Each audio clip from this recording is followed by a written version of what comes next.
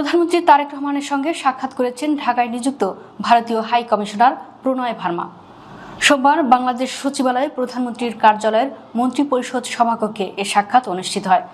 সাক্ষাৎ শেষে প্রধানমন্ত্রীর উপদেষ্টা হুমায়ুন কবির জানান, ভারত থেকে পাইপলাইনে ডিজেল আনা নিয়ে বৈঠকে আলোচনা হয়েছে।